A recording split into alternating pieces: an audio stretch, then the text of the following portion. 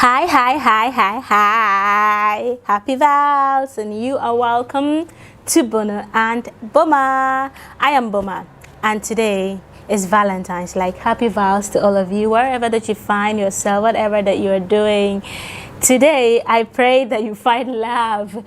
I want you to be as happy as you can. I watched a movie on Netflix and I saw something very touching. Like, it's going to be my mantra for this month. It says that if you meet the one you love, it may be worth enduring a little change in your life. If you meet the one that you love, it is worth enduring a little change in your life, just because you found the person that you love, and maybe they also make you feel loved.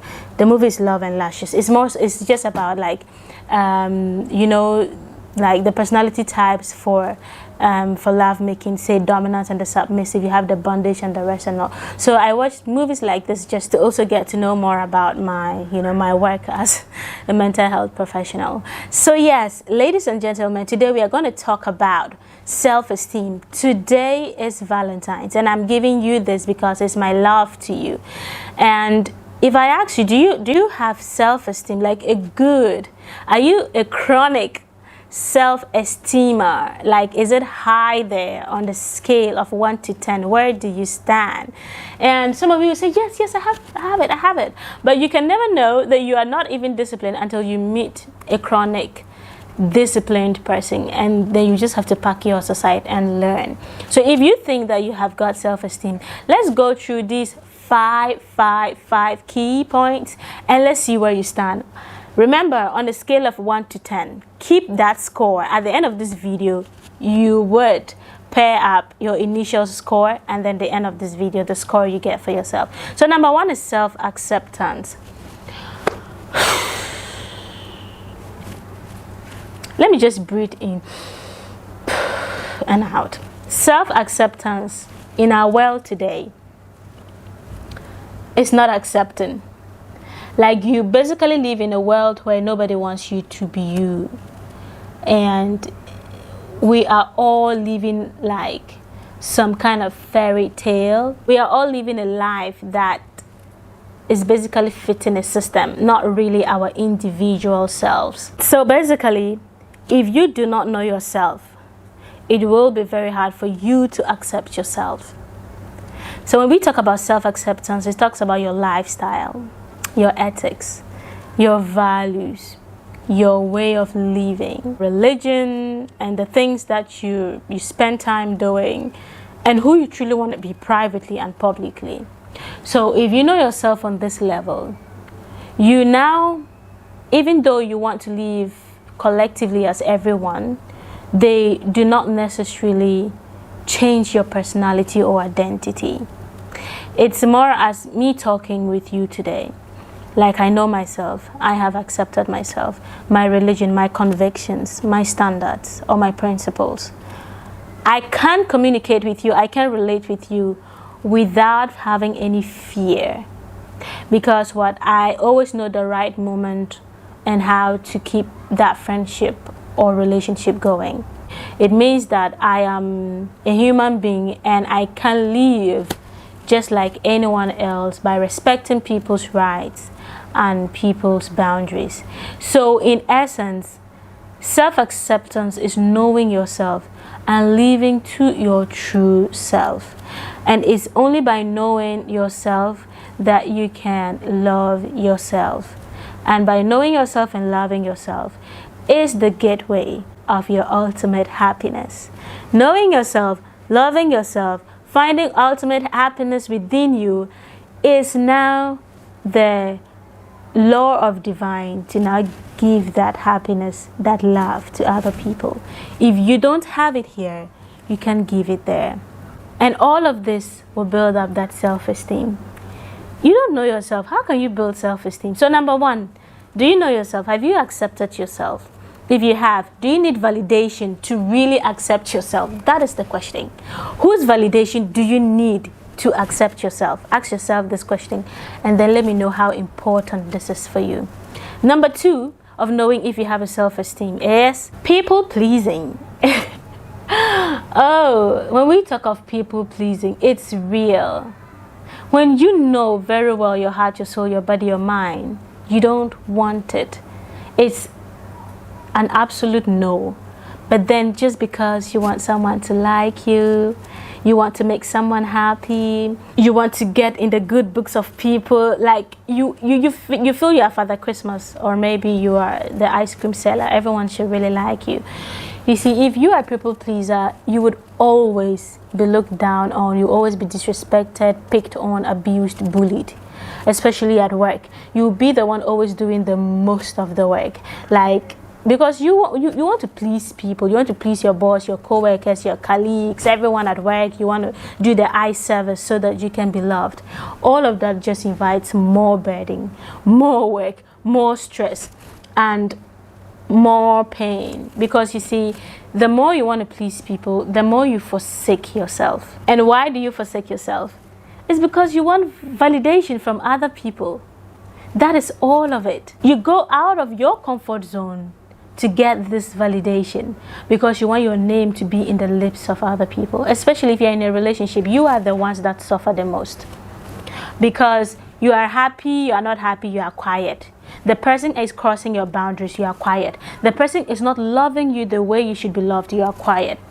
It's almost like you are compensating or overcompensating for this person to love you. It's almost like they are doing you a favor, you are in their life, right? And at the end of the day, you just are taken for granted because you continually please and please and please, and then there's a saying that familiarity breeds contempt. The more you do this out of your own way, it doesn't simply mean that you love them.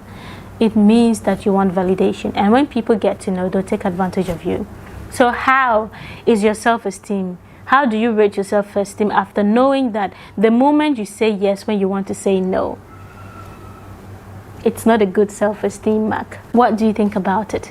Because you utterly feel guilty for saying no, like you're shy, like you want to attend to people's needs and ignoring your needs so that they would say, oh yeah, she's mother of love, he's father of love, he can do everything, just let him do it.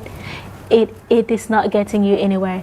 This month of February, like this Valentine, please stop pleasing people and start to please yourself. This is what we call the self-love journey. Yes. Number 3 is you do not care for yourself, your health, your relationship, your passion, your dreams, your physical appearances. Like anything that is mainly about your identity, you don't care. Like I first spoke about self-acceptance, your religion, your finances, your lifestyle, your ethics, your values, your morals. All of these things are what makes you you. And when you have a low self-esteem, you pay little to no attention to these important traits about your life. And anytime I see someone with a low self-esteem, it's not about them speaking. Their appearance normally just sell them out. Because you see, people with low self-esteem do not put out their best in anything that they do. They do not put up their best. They do the bare minimum, or they just receive the bare minimum. Like they literally do not really stand up for themselves, or maybe they don't know.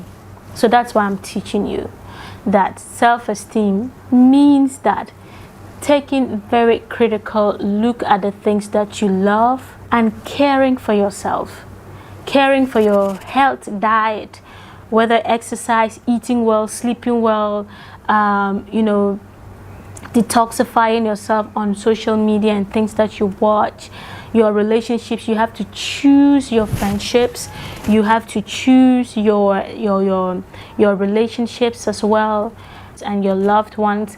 People who bring you good energy and positive vibes are the people you should spend your time with. I don't care who these people are to you if they are not giving you the best of life. Say happiness, laughter, joy, a sense of belonging. No, you don't need them. Like, you are better off without them. You need to choose yourself in all of this that I'm telling you, and pay close attention to your physical appearance, whether a man or a woman. It does not even matter, because the more you appear nice, beautiful, handsome, well-kept, neat, the more people take you serious. And the more you have some categories of people in your life, that would also raise your status in life.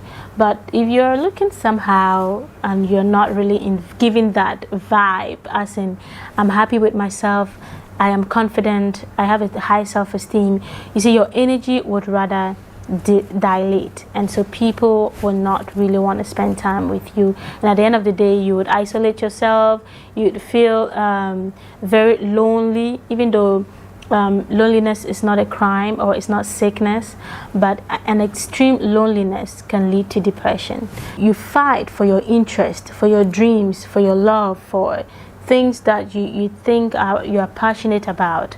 People with high self-esteem chase these dreams. And I would say, for example, how long it took for me to be a mental health professional. It's a dream come true for me, and I live in this dream. I'm a very happy person, and I always want to bring hope and happiness to other people. Number 4 of how to know if you do not have a good self-esteem: negative comparison. Like we have what we call the upward and downward comparison. Okay, so the upward comparison is more like you comparing yourself to people you are doing better than, right? And the downward comparison is you comparing yourself to people who are doing better than you. And a lot of times you get the downward comparison. Hey, this person is doing well than me, her job pays her better, she has a car, lives in a nice apartment, earns better, wear nicer clothes, she's married, have kids, she's abroad. You see, all of those are just extreme physicalities, like material stuff. We don't really compare ourselves to our emotional health, to our psychological health, to our rate of happiness, to how proud can proud be scaled, if it can. If it can, from 1 to 10, how proud are you of yourself? If you can tell me that you are truly proud of yourself, I think that is what you need every day to get going. And this will build up the atmosphere for you to thrive on. But it is more about physical things, material things, things that I can see, you know. There's a saying that happiness is not what the eye can see.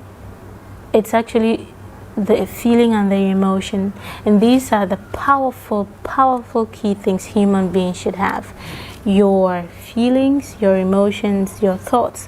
Like, these are the things that make you healthy. Because if your thoughts are skewed, if you have negative thoughts, you are going to be a negative person. And that is why you are able to compare yourself downward to people you just think are doing better than you, when in essence, they are not. Right? So stop comparing yourself to others. When you do that, it means you don't have a good self-esteem. And you need to stop comparing yourself, because they say comparison is the thief of our joy. And it is true. Very, very true. I mean, in clinical practice, it has taught me not to be judgmental. That what I see is not what it is in reality. See, I have met people who I thought had everything, but they come and they share their challenge, their very personal challenges. And you're like, wow, you have just been judgmental for no reason. And I learned not to base my judgment on the things I see. It is deception. Don't. And that is what the devil uses to deceive us. What our eyes can see. And that was the test he gave Jesus. Like, look at the whole wide world. I can give it to you. The car, the range, the house, the money, the blings. You see, because we think those are the things that give us happiness. But in essence, it is our emotional and psychological health. The strength, like the autonomy, to really be happy and proud of ourselves, whether we have it or not.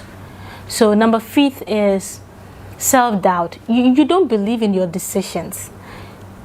You always want to ask someone's opinion.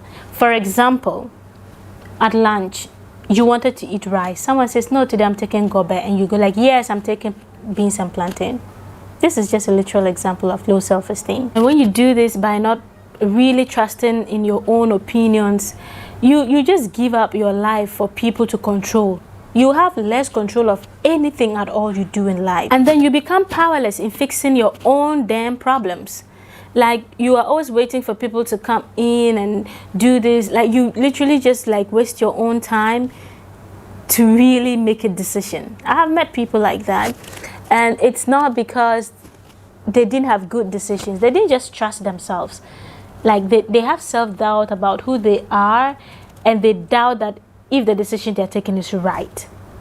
That is a literally low self-esteem person, because in essence, even as children, we were taught to take a first step. When you fall and you keep taking up the step, you learn to walk. If our parents didn't trust us and they said, oh, if I leave my child to walk, he will fall or she'll fall, right? Then how do you learn from your mistakes? You see, so you need to practice your own decisions and make the mistakes. You know, it would still make sense to you one day. At least you will learn to trust yourself. So these are the 5 main key points of low self-esteem. Now rate your score from the beginning to now. Where do you stand? Where do you stand? And I would like you to know that self-esteem is a learning process. Like, we are not really there most of the times. The more you build on your innermost strengths and leverage on these strengths, the more you will trust in yourself and have a higher self-esteem as the days goes by. But if it's more about just listening to people, having low self-doubt and not knowing what to do with your life and not having time for yourself, we don't want that in this 2024. Like, for these vows, have a self-love. And I'm going to read something to you. It's very unique. I love this, and I want to read it to you because today, as Valentine's Day, it is my personal mantra. It says, self-love. Be brave enough to take off the mask you wear out there and get to know who you are beneath. Be vulnerable enough to accept your flaws and know that they are what makes you human. They are what makes you a real person. Be confident enough to accept and to cherish your strengths and weaknesses. Learn to leverage on your strengths. Don't minimize your strengths or hide them. They are what makes you. And it goes further to say, they are beautiful gifts to share with the world. Be brave enough to say, you know what? All of this is who I am. I make so many mistakes. I can be forgetful sometimes. I can be messy. I can be nasty. I can be petty. I can be delusional. But I am doing the best with what I've got. And I am so proud of that. I am so proud of me. And I am so proud of who I am becoming. This is by Nikki Banas. I don't know who she is, but she's beautiful for writing this. So bye. If you like this video, share it, like, comment. Since when did you arrive at your self-esteem? You're welcome. Thank you too.